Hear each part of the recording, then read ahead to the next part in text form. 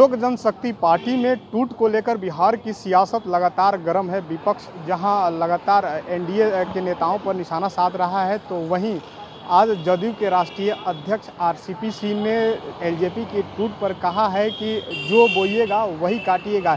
यानी इशारों ही इशारों में चिराग पासवान पर जदयू के राष्ट्रीय अध्यक्ष आरसीपी सिंह ने निशाना साधा है। उन्होंने साफ तौर पर कहा है कि एनडीए में दो बड़े घटक दल हैं जो लगातार सरकार चला रहे हैं। क्या कुछ कहा है एलजेपी की टूट पर आरसीपी सिंह, आइए पहले उनकी पूरी बात सुनते हैं।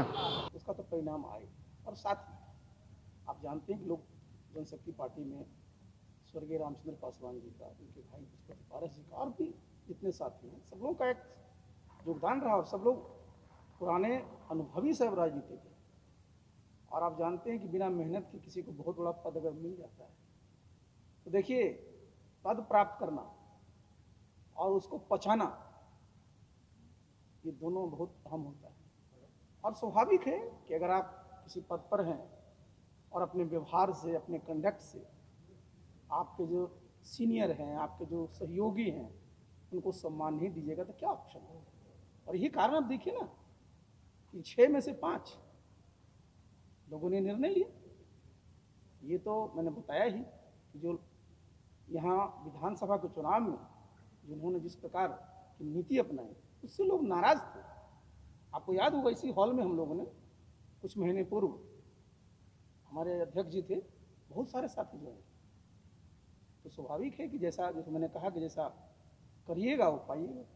ये उन लोगों के लिए कड़क संदेश नहीं है जो नेगेटिव पॉलिटिक्स केवल करते हैं, लगातार हमने किसी पार्टी से डेवलपमेंट की बात नहीं करते हैं, उन लोगों के लिए राजनीति जो हम लोग करते हैं और जो करना चाहते हैं, आपने ठीक कहा कि एक लंबी राजनीति होनी चाहिए और लंबी राजनीति का अपना एजेंडा होता है। आपकी अपनी विचारधारा होती है और सवेरे शाम बदलने वाली अगर आप सोच रखिएगा और इधर से उधर करते रहिएगा तो स्वाभाविक है कि आप लंबी राजनीति नहीं करेंगे। लंबे रेस के घोड़ा को बहुत जरा संभल करके चलना पड़ता है। ये तो पता चला कि एक ही रेस में आपने इतनी तेज दौड़ लगाई, पास तो कर गए, लेकिन पता चला कि आगे एक्सीडेंट हो गया। इसलिए राजनीति में सब लोगों को, सब जगहों को, सब चीज़ों में हमेशा अपना जो हमारा पक्ष है, हमारी जो विचारधारा है, उस पर काम करना।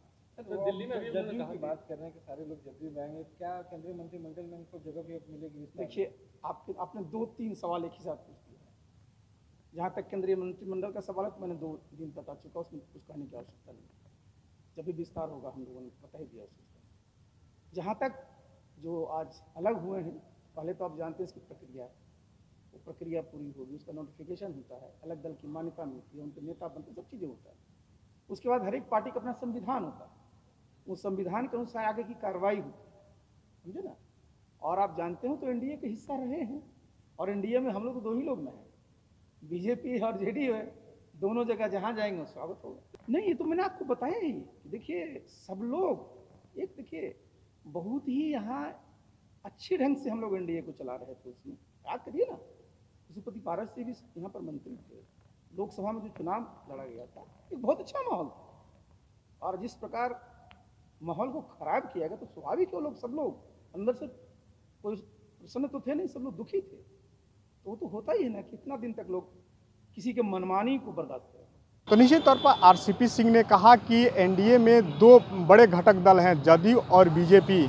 एलजेपी भी साथ में थी, लेकिन जिस तरह से चुनाव के समय एलजेपी के राष्ट्रीय अध्यक्ष बगावत किए थे, उस बगावत के सुर की वजह से एनडीए को सीटों का भारी नुकसान उठाना पड़ा था और आज उन्हीं की पार्टी में टूट हो गई है। तो इससे साफ हो गया है कि चिराग पासवान तो पूरी तरह से पार्टी पर तनाशाह का रवैया अपनाते थे, पार्टी के किसी भी नेताओं की वो बातें भी नहीं सुनते थे। और जो पिछले दिनों जो एनडीए की सरकार बिहार में थी, पशुपति पारस सरकार में मंत्री भी थे और हम लोगों से कोऑर्डिनेशन उनका बेहतर था।